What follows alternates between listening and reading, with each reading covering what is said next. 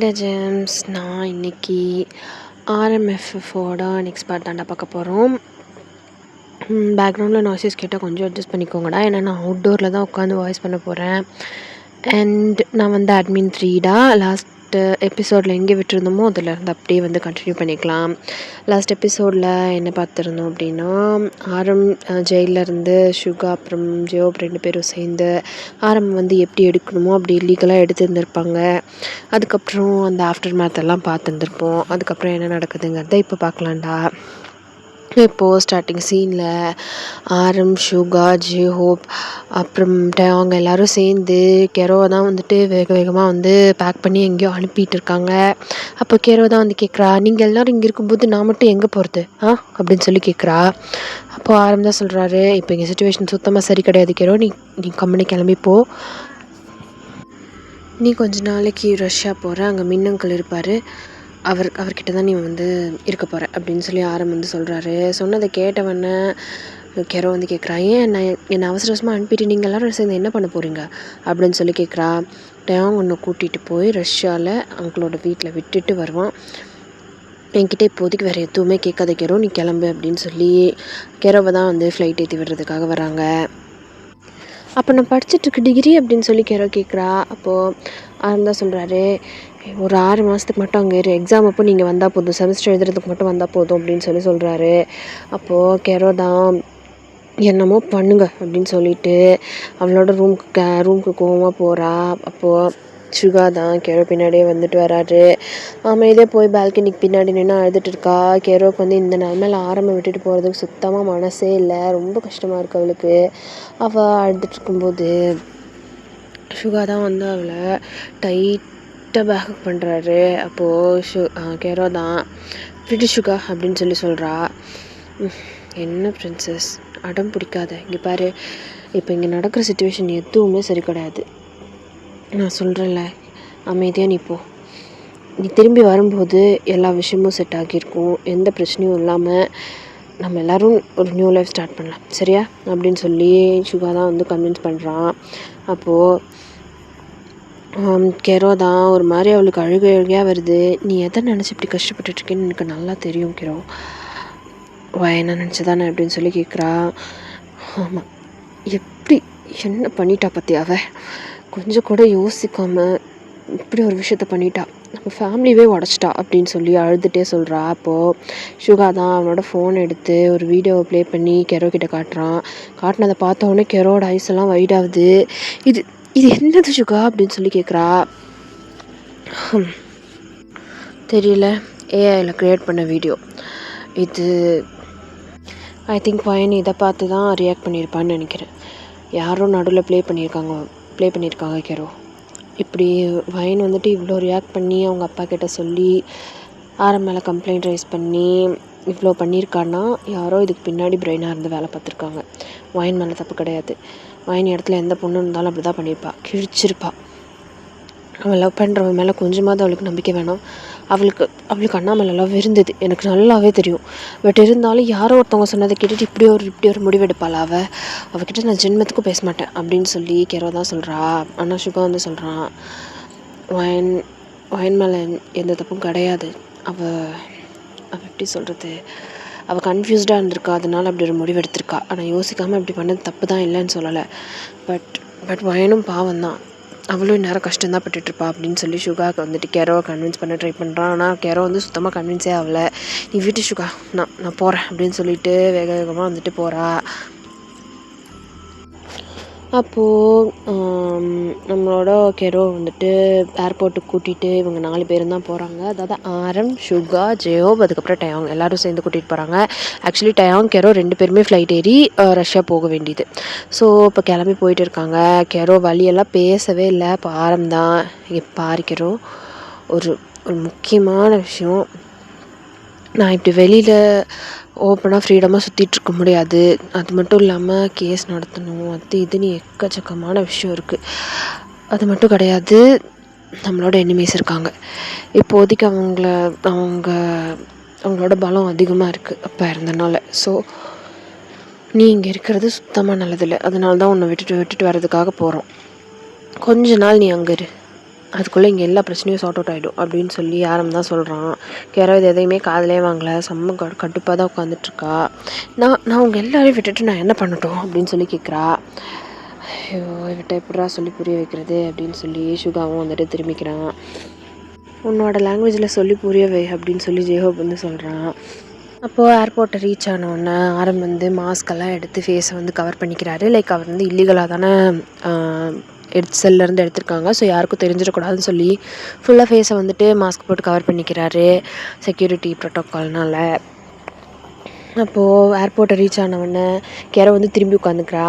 நான் வரமாட்டேன், நான் எங்கேயும் வரமாட்டேன், இங்கே பாரு இவனை வேணாம் எங்கேயாவது பேக் பண்ணி அனுப்புங்க, நான்லாம் போகிற மாதிரி இல்லை அப்படின்னு சொல்லி திரும்பி உட்காந்துக்கிறா. அப்போது சுகா தான் குண்டு காட்டா கேரோ வந்து தூக்குறாரு. நீ சொன்னாலாம் புரிஞ்சுக்கிற ஆள் கிடையாது, வா அப்படின்னு சொல்லி தூக்கிட்டு உள்ளே வந்துட்டு போகிறாரு. என்னோடய பாஸ்போர்ட் விசாலாம் எங்கே கண்டுபிடிப்பீங்க அப்படின்னு சொல்லிட்டு எல்லாத்தையும் சுகா வந்து பாக்கெட்குள்ளேருந்து எடுக்கிறாரு. ஐ ஹேட் யூ அப்படின்னு சொல்லி சுகா வந்து அடிச்சுட்டே இருக்கா.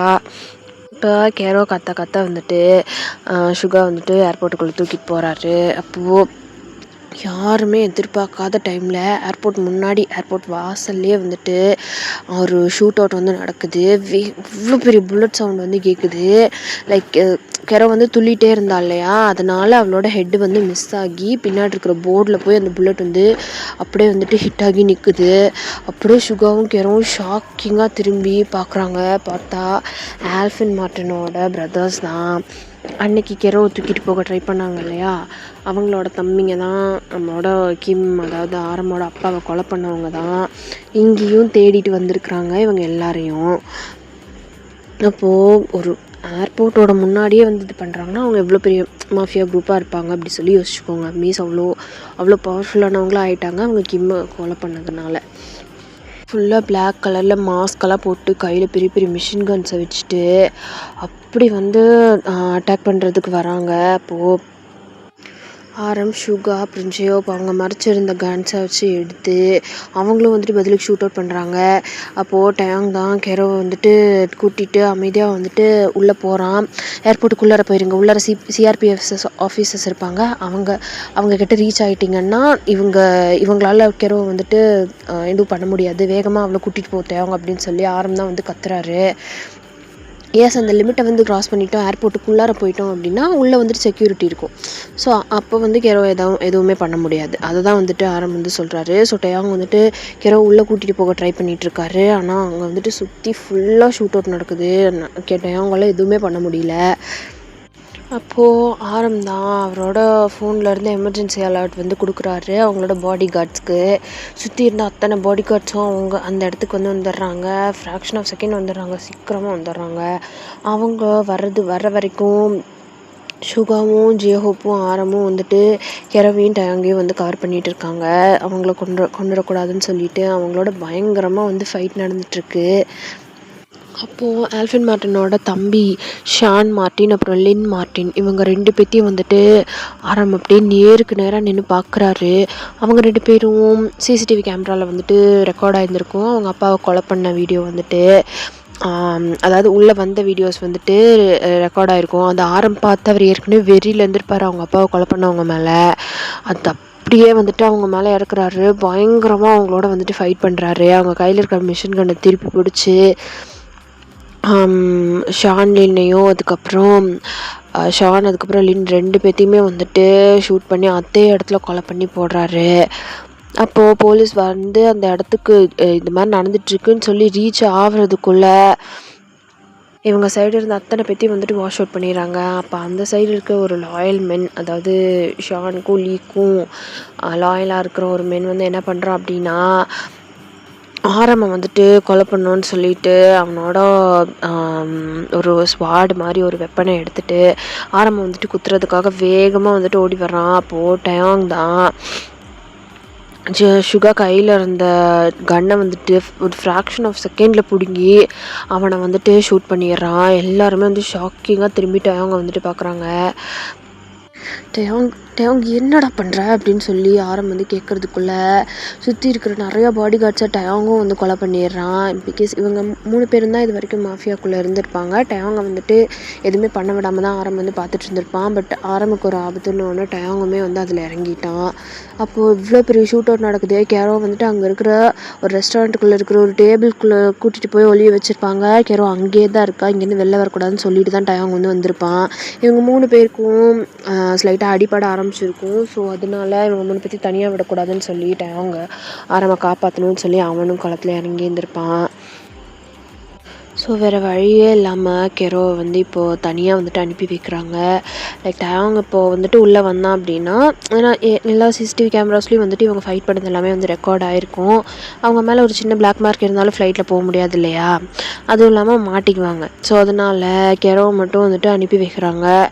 அப்போது அந்த சைடு மின் அங்கிள் நான் ஏர்போர்ட்டுக்கு போய் கூப்பிட்டுக்கிறேன், ஒன்றும் பிரச்சனை இல்லை அப்படின்னு சொல்லி ரஷ்யாவிலேருந்து பேசுகிறாரு. சரின்னு சொல்லிட்டு நம்ம கெரோவே வந்துட்டு அங்கேருந்து சேஃபாக ஃப்ளைட் ஏற்றி அனுப்பிடுறாங்க மீன் அங்கிள் கிட்ட.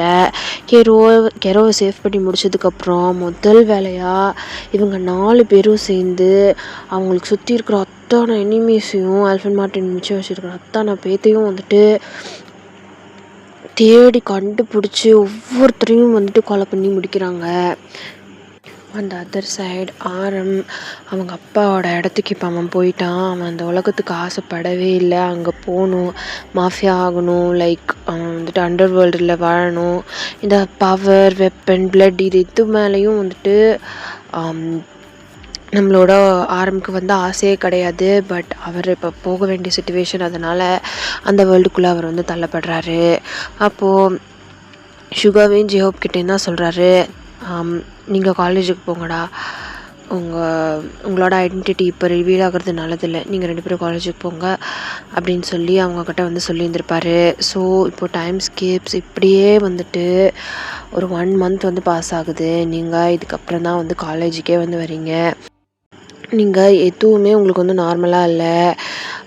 காலேஜ் பக்கம் கொஞ்ச நாள் போக வேணான்னு சொல்லி உங்கள் அப்பா தான் வந்துட்டு நிறுத்தி வச்சுருந்துருப்பாரு. நீங்கள் இப்போ கொஞ்சம் அந்த சுச்சுவேஷன்லாம் நார்மலானதுக்கப்புறம் நீங்கள் காலேஜுக்கு போகிறீங்க 1 மந்த் கழிச்சு. அப்போது டோலியா தான் இப்போ தான் வரணும்னு தோணுச்சாடி உனக்கு அப்படின்னு சொல்லி உங்களை கையை பிடிச்சி கூட்டிகிட்டு போகிறா.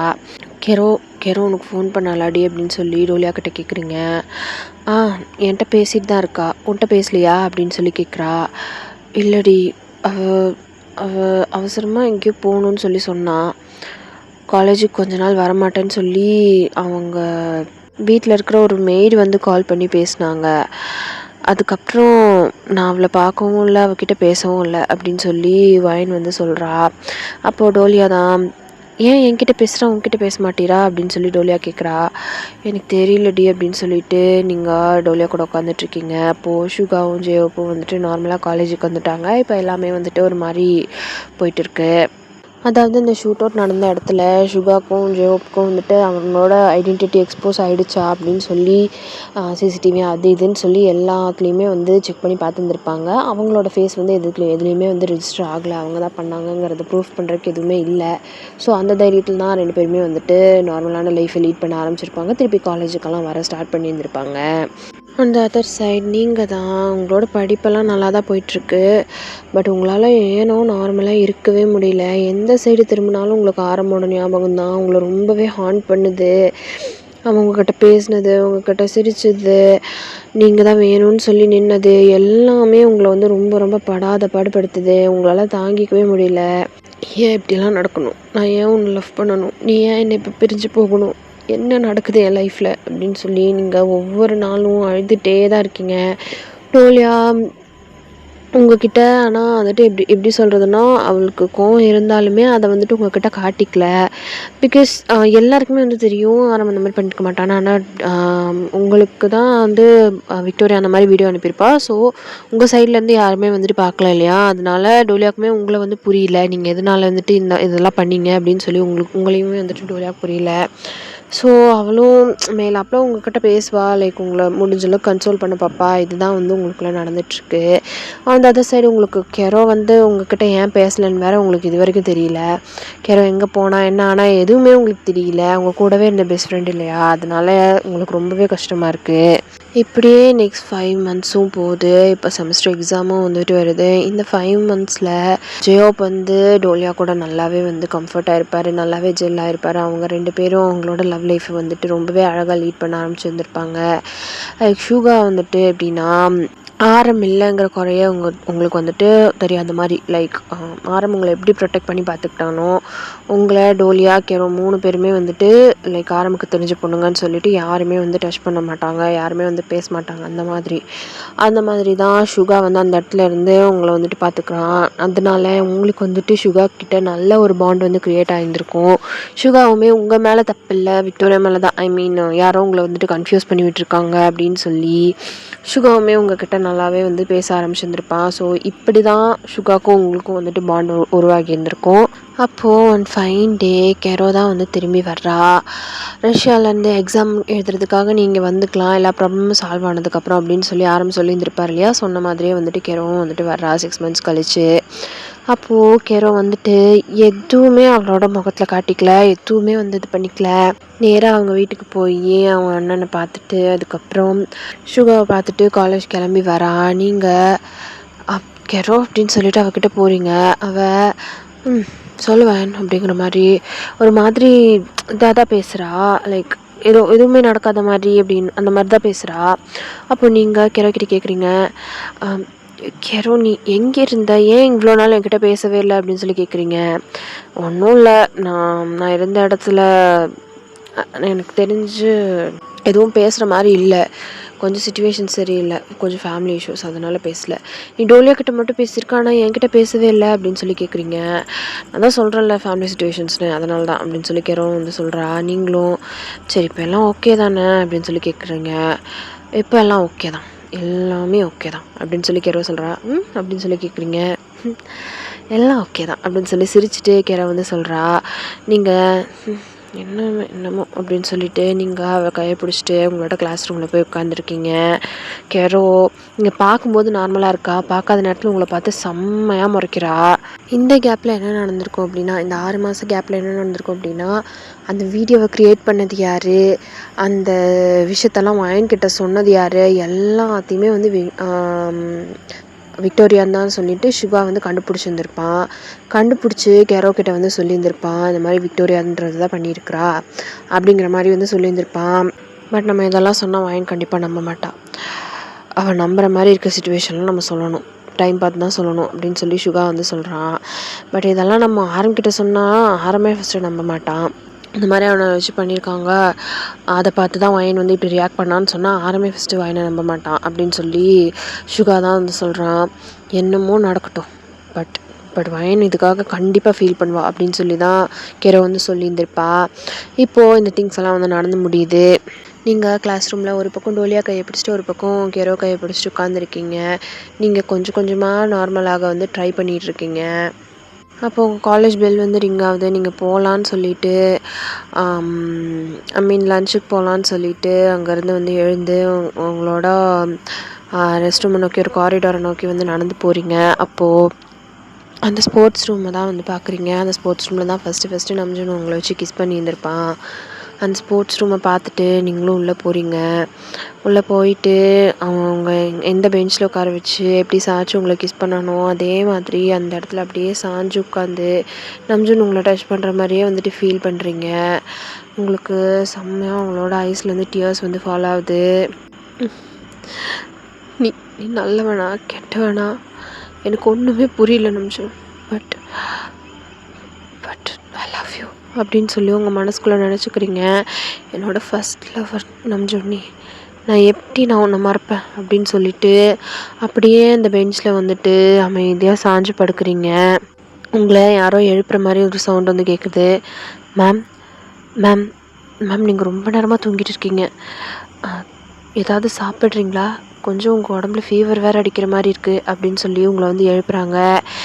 எஸ், நீங்கள் இது எல்லாத்தையுமே வந்து ஃப்ளாஷ்பேக் போர்ஷன் வந்து இங்கே எண்ட் ஆகுதுடா. இந்த பக்கம் வந்துட்டு பார்க்குறோம், இப்போ ஃப்யூச்சருக்கு வந்துட்டோம். அந்த மெய்டு தான் ஆரம் வீட்டில் இருக்கீங்க நீங்கள் இப்போது. உங்களுக்கும் ஆரம்புக்கும் கொஞ்சம் அப்படி இப்படியெல்லாம் நடந்திருக்கும், அதுலேருந்து கண்டினியூ பண்ணிக்கலாம்.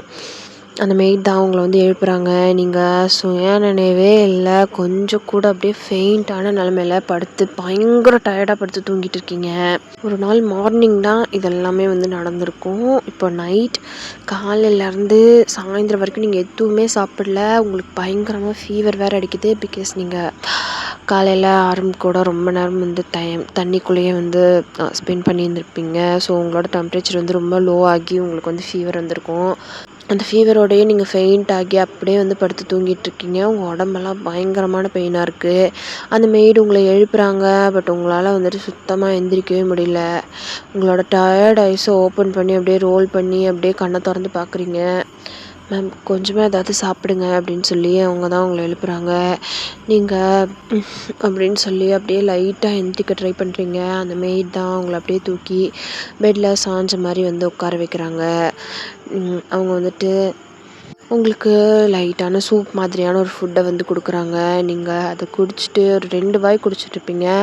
குடித்தோடனே அப்படின்னு சொல்லி அப்படியே அவங்க மேலே வாமிட் பண்ணிடுறீங்க. ஐயோ சாரி அப்படின்னு சொல்கிறீங்க. இட்ஸ் ஓகே மேம், உடம்பு சரியில்லாமல் தானே பண்ணீங்க அப்படின்னு சொல்லிட்டு அவங்களும் வந்துட்டு அந்த சூப்பை எடுத்து ஓரமாக வச்சுட்டு அவங்களையும் வந்து க்ளீன் பண்ணி விட்றாங்க. மேம் கொஞ்ச நேரம் இருங்க, நான் உங்களுக்கு உடம்பு சரியில்லைன்னு சொல்லி சார்கிட்ட போய் எதுனா சொல்கிறேன் அப்படின்னு சொல்கிறாங்க. வேணாம் எனக்கு எதுவும் வேணாம், ப்ளீஸ் என்னை எப்படியே விட்ருங்க அப்படின்னு சொல்லி நீங்கள் அப்படியே வந்து திரும்பி படுக்க போகிறீங்க. மேம் ப்ளீஸ் மேம் இருங்க அப்படின்னு சொல்லிட்டு அவங்க போகிறாங்க. அப்போது உங்களுக்கு வந்து அவங்க போனதுக்கப்புறம் உங்களுக்கு கொஞ்சம் தர்ஸ்டியாக இருக்குது, தண்ணி குடிக்கணும்னு சொல்லிட்டு பார்க்குறீங்க. பார்த்தா எதுவுமே இல்லை சுற்றி. நீங்கள் சரி போய் ஹாலில் போய் எதனா எடுக்கலாம் அப்படிங்கிற மாதிரி வந்து போகிறீங்க. பார்த்தா நம்ஜுன் வந்து டைனிங் ஹாலில் உட்காந்துட்ருக்கான். நடக்க முடியாமல் அப்படியே நொண்டிகிட்டே வந்து போகிறீங்க. ஆரம் உங்களை கண்டுக்கவே இல்லை. அவன் பாட்டுக்கு வந்து லேப்டாப்பில் ஏதோ ஒர்க் பண்ணிகிட்ருக்கான். அப்படியே நீங்கள் நொண்டி போய் ஒரு தண்ணி வச்சுருக்கிற டேபிளில் நீங்கள் வந்துட்டு தண்ணி எடுத்து குடிச்சிட்டு உங்களுக்கு பக்கத்தில் ஒரு கிளாஸ் டேபிள் இருக்குது, கிளாஸ் ஷோகேஸ் இருக்குது. அது பக்கத்தில் அப்படியே கையை வச்சுட்டு நிற்க முடியாமல் நின்றுட்டுருக்கீங்க. அப்போது மெய்டு பேரை சொல்லி கூப்பிடணுன்னு உங்களுக்கு வருது. பட் அது சொல்கிறதுக்கு கூட உங்களுக்கு வந்துட்டு ஜீவன் இல்லை. அவ்வளோ பாவமாக நீங்கள் நின்றுட்டு நீங்கள் குடித்த அந்த ஜாரை வந்துட்டு உங்களுக்கு பக்கத்தில் இருக்கிற அந்த ஷோகேஸ்லேயே வந்துட்டு வைக்கிறீங்க. கீழே போட போகிறீங்க. உங்களுக்கு வந்துட்டு கையில் சுத்தமாக ஸ்ட்ரென்த் இல்லை, கீழே போட போகிறீங்க. அப்படியே ஃபெயிண்ட் ஆகுற மாதிரி போகிறீங்க. அப்போ பக்கத்தில் இருக்கிற அந்த ஜாரை கிளாஸ் ஷோகேஸில் வந்து அந்த ஜாரை தூக்கி வைக்க போகிறீங்க. வைக்கும்போது அந்த அங்கே வந்துட்டு ஒரு அழகான ஒரு பிக்சர் இருக்குது. நம்ஜூனும் அவங்க அப்பாவும் சைல்ட்ஹுட்டில் எடுத்த ஒரு அழகான பிக்சரு. அதுக்கு பக்கத்தில் அந்த ஜக்கை வந்து நீங்கள் கிளாஸ் ஜக்கை வந்து வைக்கிறீங்க. அந்த கிளாஸ் ஜக் அங்கே பட்டு அந்த பிக்சர் அப்படியே கீழே விழுந்து அப்படி சல்லியாக நொறுங்கிடுது. அந்த கீழே விழுந்த சவுண்டு கேட்டு நம்ஜன் வந்து அப்படியே திரும்பி பார்க்குறான். பார்த்தா அது அவங்க அப்பாவும் அவனும் எடுத்த சைல்ட்ஹுட் பிக்கு. அது ஒரே ஒரு ஃபோட்டோ தான் அவன்கிட்ட இருக்குது. அந்த போர்ட்ரேட் வந்து கீழே விழுந்து உடஞ்சிருச்சு. அப்படியே உங்களை பார்த்து செம்மையாக முறைக்கிறான். ஃபைன் அப்படின்னு சொல்லிட்டு கத்திட்டு வேகமாக வந்து அந்த கிளாஸ் ஃபோட்டோவை தான் வந்து எடுக்க வர்றான். நீங்கள் ஐயோ அப்படின்னு சொல்லிட்டு கீழே முட்டி போட்டு அதை வந்துட்டு டச் பண்ணுறீங்க. தொடாதடி அப்படின்னு சொல்லிட்டு உங்கள் பக்கத்தில் வந்து வர்றான். வந்து அந்த பிக்சர் எடுத்து பார்க்குறான். அது உடஞ்சிருச்சு. வயன் என்னை வேணும்னு ட்ரிகர் பண்ணணும் தானே நீ இதெல்லாம் பண்ணிகிட்ருக்க அப்படின்னு சொல்லி கேட்குறான். அவங்களோட ஹேரை வந்துட்டு அப்படியே கொத்தா பிடிச்சி தூக்குறான். நீங்கள் வேணாம் அருண் ப்ளீஸ், நான் தெரியாமல் தான் பண்ணேன் அருண் ப்ளீஸ் அருண் அப்படின்னு சொல்கிறீங்க. அப்போது என்னோட கை தவறி விழுந்துருச்சு ஆரம், வேணாம் ஆரம் அப்படின்னு சொல்லி நீங்கள் வந்து கெஞ்சுறீங்க. ஆரம் உனக்கு எவ்வளோ பண்ணாலும் ஆனால் நீ கொஞ்சம் கூட திருந்தவே மாட்டாடி, வேணும்னே தானே இப்போ நீ இதை பண்ண, எவ்வளோ தைரியம் இருக்கணும் உனக்கு அப்படின்னு சொல்லி உங்கள் முடியை பிடிச்சி தரன்னு உள்ள எழுத்திட்டு போகிறான். உங்களால் நடக்கவே முடியல. அவனோட ஸ்ட்ரென்த்துக்கு நீங்கள் அவன் கூடவே அப்படியே போகிறீங்க. உங்களை அப்படியே தூக்கிட்டு போயிட்டு அங்கே இருக்கிற டைனிங் டேபிளில் தான் வந்துட்டு லே ஆகி படுக்க வைக்கிறான். நீங்கள் நோ அரம் ப்ளீஸ் அரும், எனக்கு பயங்கரமாக ஃபீவர் அடிக்குது, என்னால் முடியாது அரும், இது மட்டும் பண்ணாத ப்ளீஸ் அரும், என்னால் தாங்கிக்கவே முடியல ப்ளீஸ் அப்படின்னு சொல்லி கேட்குறீங்க. அப்படியே உங்களுக்கு வந்துட்டு பாதி ஃபெயிண்டில் இருக்கீங்க. இந்த உலகத்துலேயே நீங்கள் இல்லை, அப்படியே தள்ளாடிட்டு இருக்கீங்க. அவ்வளோ ஃபீவர் அடிக்குது உங்களுக்கு. பார்த்ததுக்கு அந்த கிளாஸ் பீசஸ் எல்லாம் வேறு உங்கள் கையில் வந்துட்டு குத்தி இருக்கும். அதுலேருந்து வேறு பிளட்டெல்லாம் வந்து லீக் ஆகிட்டு இருக்கு. நீங்கள் ஆரம்பிக்கிட்ட கை எடுத்து கும்பிட்டு பெக் பண்ணுறீங்க. வேண்டாம், இப்போ மட்டும் வேண்டாம், இன்னைக்கு மட்டும் என்னை விட்டுரு ப்ளீஸ் அப்படின்னு சொல்லி அப்படியே கண்ணை மூடிட்டு அப்படி கெஞ்சுறீங்க. ஆனால் ஆரம் உங்களோட கையை அப்படியே எடுத்து உங்களோட தலைக்கு மேலே வந்து பின் பண்ணி அவனோட பெல்ட்டை வந்து ரிமூவ் பண்ணுறான். நீங்கள் அதை பார்த்துட்டு நோ நோ ப்ளீஸ் ப்ளீஸ் அப்படின்னு சொல்லி அழுகுறீங்க. அவனோட பெல்ட்டை ரிமூவ் பண்ணி உங்களோட கையை வந்துட்டு அப்படியே டை பண்ணி உங்களை வந்துட்டு டைனிங் டேபிள் அப்படியே லே பண்ண வைக்கிறான். உங்களோட கழுத்தை தான் அவனோட பேலன்ஸ்க்கே பிடிச்சிருக்கான். நீங்கள் கெஞ்ச கெஞ்ச உங்களோட லிப்ஸ்லேயே வந்து பயங்கரமாக கிஸ் பண்ணி அப்படியே பைட் பண்ணுறான். உங்களோட அப்பர் லிப்பை அப்படியே கிஸ் பண்ணி அப்படியே வந்துட்டு பைட் பண்ணி இழுக்கிறான். நீங்கள் அப்படின்னு சொல்லி ரொம்பவே கத்துறீங்க. உங்களோட நெக்கை பிடிச்சி பயங்கரமாக பைட் பண்ணுறான். நானே உன்கிட்ட இப்படி நடந்துக்கூடாதுன்னு நினச்சாலும் நீ தாண்டி என்னை ட்ரிகர் பண்ணி இப்படி நடந்துக்க வைக்கிற அப்படின்னு சொல்லிட்டு உங்களோட ட்ரெஸ்ஸை பிடிச்சி ஒரே இழு. நீங்கள் வந்துட்டு நைட் வேர் மாதிரி ஒரு ட்ரெஸ் தான் வந்துட்டு போட்டிருந்துருப்பீங்க. அந்த மெய்ட் தான் உங்களுக்கு வந்து போட்டு விட்டுருந்துருப்பாங்க. அது பிடிச்சி அப்படியே ஒரே இழு ஃபுல்லாக கிழிஞ்சிருச்சு. உங்களோட உடம்பு ஃபுல்லாக ஏற்கனவே பயங்கரமான காயம். அது எல்லாத்தையும் பார்த்துட்டு ஆரம்தான் எவ்வளோ பண்ணாலும் பத்தாதுடி நீ பண்ணதுக்கு அப்படின்னு சொல்லிட்டு அப்படியே உங்களோட செஸ்ட்டு பிடிச்சி கிராப் பண்ணுறாரு. நீங்கள் அப்படின்னு சொல்லி கத்துறீங்க. உங்களோட பாட்டமில் இருக்க எல்லா வேரையும் வந்துட்டு ரிமூவ் பண்ணி கிழிச்சு தூக்கி வீசுகிறாரு. நீங்கள் வேணாம் வலிக்கும் ப்ளீஸ் அப்படின்னு சொல்லி உங்கள் தலை மேலே உங்கள் கையை வச்சு அடிச்சுக்கிறீங்க. என்னை விட்டுறாரு, நான் பேசாமல் செத்துறாரு, என்னை விட்டுறாரு அப்படின்னு சொல்லி கேட்குறீங்க. ஆரம் உங்களோட சென்சிட்டிவ் பார்ட்டை அப்படியே வந்துட்டு உங்களோட ஐஸு லெக்ஸை வந்துட்டு வைடாக்கிட்டு அப்படியே வந்து பார்க்குறான். ஏற்கனவே அது வந்து பிங்கிஷ் கலரில் இருக்குது. பயங்கரமாக முன்னாடி அவன் நடந்துக்கிட்டதுனால அது வந்துட்டு எப்படி சொல்கிறதுனா அந்த இடம் ஹாட் ஆகிருக்கிறது பார்த்தாலே வந்து தெரியுது. அந்தளவுக்கு அவன் வந்துட்டு உங்களை பண்ணி வச்சுருக்கான். அதை பார்த்துட்டு கொஞ்சம் ஹெவியாக தான் பண்ணிட்டேன் போல இருக்குது, பரவாயில்ல இன்னொரு கொஞ்ச நேரத்துக்கு நீ தாங்குவேன்னு தான் நினைக்கிறேன் அப்படின்னு சொல்லிட்டு உங்களோட சென்சிட்டிவ் பார்ட்டில் ஹேண்டை வச்சு அப்படியே ரப் பண்ணுறான். உங்களுக்கு பயங்கரமாக வந்து எரியுது. அந்த இடத்துல கையை வச்ச உடனே உங்களுக்கு வந்துட்டு அவ்வளோ உங்களுக்கு வந்துட்டு பயங்கரமாக எரியுது. நீங்கள் வர ப்ளீஸ் வேடார் விட்டுரு அப்படின்னு சொல்லி கெஞ்சிட்ருக்கீங்க. உடம்புல ஸ்ட்ரென்த்தே இல்லாதனால நீங்கள் அந்த டைனிங் டேபிளில் அப்படியே லே ஆகி படுத்திருக்கீங்க. நான் ஆரம் உங்களோட கழுத்தை பிடிச்சி உங்களை தூக்கி அவனோட ஃபேஸை பார்க்க வச்ச மாதிரி அப்படியே உங்களை பார்த்துட்டு உங்களை அப்படியே லிப்பில் கிஸ் பண்ணிவிட்டு ஃபோர்ஸாக உங்களுக்குள்ளே இன்சர்ட் பண்ணுறா. நீங்கள் அப்படின்னு சொல்லி கத்துறீங்க. உங்களோட ஜன்னல் பாட்டை பியர்ஸ் பண்ணிவிட்டு அது வந்துட்டு உள்ளே போகுது. உங்களால் தாங்கிக்கவே முடியல. பயங்கரமாக உங்களோட வெஜினல் பார்ட் வந்து ரொம்ப ரப்சர் ஆகுது. உங்களுக்கு வந்து பயங்கரமாக பெயின் ஆகுது. அப்படியே வந்து நீங்கள் ஆரம்போட ஷோல்டரை பிடிச்சிட்டு கத்துறீங்க. என்னை விட்டுருன்னு சொல்லி அப்படி கத்துறீங்க. உங்ககிட்ட பேசுகிறது எதையுமே வந்து காதில் வந்துட்டு வாங்கவே இல்லை. நீங்கள் அப்படியே வந்துட்டு சுத்தமாக ஃபெயிண்ட் ஆகிட்டீங்க. அப்படியே அன்கான்ஷியஸாக எப்போவுமே பண்ண ஆரம்பித்து முடிக்கிற ஸ்டேஜில் தான் நீங்கள் வந்து ஃபெயிண்ட் ஆவீங்க. பட் இந்த தடவை வந்துட்டு உங்களுக்கு ஏற்கனவே ஃபீவர் இருக்கனால நீங்கள் ஃபுல்லாக ஃபெயிண்ட் ஆகி அப்படியே வந்துட்டு பொத்துன்னு கீழே விழுந்துட்டீங்க. அப்போது ஆரம் அவன் பண்ணிகிட்டு இருக்கிறத ஸ்டாப் பண்ணிவிட்டு ஏவாயன் அப்படின்னு சொல்லி உங்களோட கண்ணத்தை வந்து தட்டுறான். நீங்கள் அப்படின்னு சொல்லிட்டு உங்களோட மவுத்லேருந்து ப்ரீத் பண்ணுற சவுண்ட் மட்டும்தான் வெளில வருது. நீங்கள் ஃபுல்லாக அன்கான்ஷியஸாக அப்படியே பொத்துன்னு கீழே விழுந்துட்டீங்க. வயன் அப்படின்னு சொல்லி உங்களோட சீக்கை வந்து தட்டுறான். நீங்கள் முழிக்கவே இல்லை. அவன் அப்படியே ரிமூவ் பண்ணிவிட்டு உங்களை அப்படியே தூக்குறான்.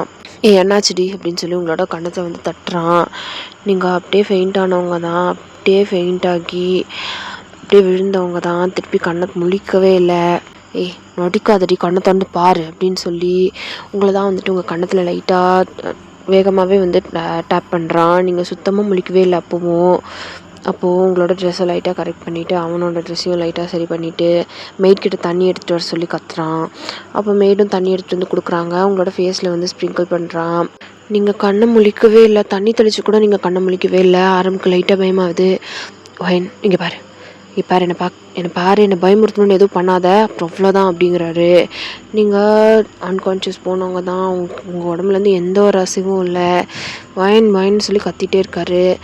சரி ஓகே அப்படின்னு சொல்லிட்டு ஹாஸ்பிட்டல் கூப்பிட்டு போகிறாரு உங்களை தான். ஃபாஸ்ட்டாக அவங்கள ஹாஸ்பிட்டலுக்கு ட்ரைவ் பண்ணி கூட்டிகிட்டு போயிட்டு அந்த ஹோம் கிளினிக் இருக்கும் இல்லையா, அவங்களுக்கு ப்ளட் டெஸ்ட் பண்ணியிருந்திருப்பார் இல்லையா, அங்கே தான் வந்து கூட்டிகிட்டு போகிறாரு. கூட்டிகிட்டு போயிட்டு அந்த டாக்டர்கிட்ட அந்த டாக்டரோட இருக்கிற கிளினிக் இருக்கிற பெட்டில் வந்துட்டு உங்களை லே பண்ண வச்சுட்டு அந்த டாக்டர்கிட்ட சொல்கிறாரு, அவளுக்கு ஃபீவர்ன்றதுன்னு நினைக்கிறேன் டாக்டர், நான் அதை பற்றி யோசிக்கல, கொஞ்சம் அப்படி இப்படி ஆயிடுச்சு அப்படின்னு சொல்கிறான். சொன்னதை கேட்டவொன்னே அந்த டாக்டர் வந்துட்டு ஆரம்பம் பார்த்து செம்மையாக முறைக்கிறாரு. வெளில வெயிட் பண்ணுங்க அப்படின்னு சொல்லிட்டு உள்ளே போகிறாரு. போயிட்டு இன்னும் 2 நர்சஸ் அங்கே வந்துட்டு வராங்க. எல்லாரும் உள்ளே வந்துட்டு சீரியஸாக டிஸ்கஸ் பண்ணிகிட்டு இருக்காங்க. வெளியில் வந்துட்டு ஒரு மாதிரி உட்காந்துட்ருக்கான். உங்களுக்கு 2-3 இன்ஜெக்ஷன் போடுறாங்க. உங்களோட பாடி எதுக்குமே ஹீட்டப் ஆகவே இல்லை. அப்புறம் உங்களுக்கு ட்ரிப்ஸ் ஏற்றுறாங்க. அதுக்கப்புறம் உங்களுக்கு ஒரு 2 hours வந்துட்டு கம்ப்ளீட்லி ரெஸ்ட் கொடுக்குறாங்க.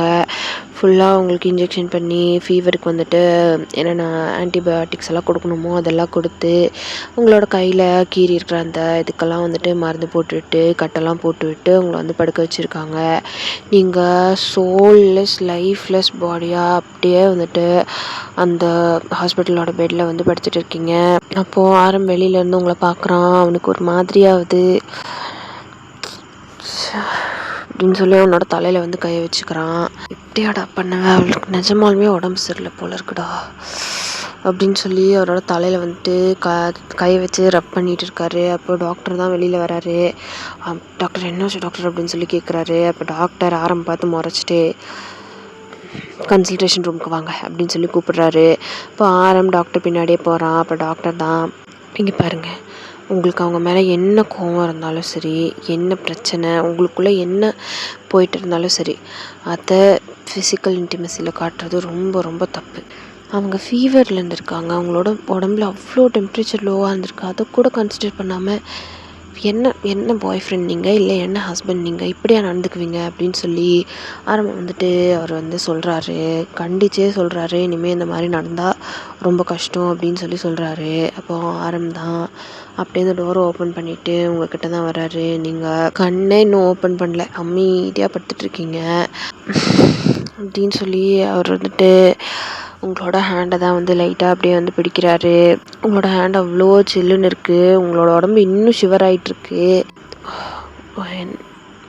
என்ன சொல்கிறேன்னு எனக்கு தெரியலடி.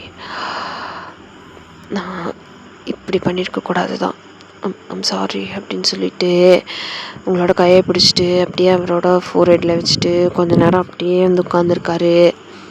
அப்போது டைம் ஸ்கேப்ஸ் கொஞ்சம் நேரம் ஆனதுக்கப்புறம் தான் ஃபோன் பண்ணி கிட்ட வந்துட்டு எனக்கு கொஞ்சம் உடம்பு சரியில்லை கேரோ, வந்து கொஞ்சம் பார்க்குறியா அப்படின்னு சொல்லி கேட்குறான்.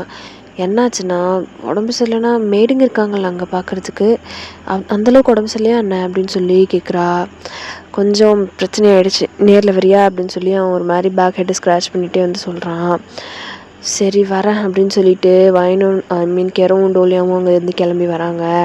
ஆன் த அதர் சைடு அபிக்கும் வந்துட்டு ஃபோன் பண்ணி கூப்பிடுறாங்க. அப்போ அபி வந்துட்டு, நான் எப்படி வர முடியும், நான் கண்டிப்பாக வர முடியாது, அப்போ எங்கேயுமே என்னை வெளியே விட மாட்டாரு அப்படின்னு சொல்லி அபி தான் வந்துட்டு சொல்கிறா. அப்போது கேரோ தான் டயோங் கிட்ட சொல்லி அபியை கூட்டிகிட்டு வர சொல்கிறா.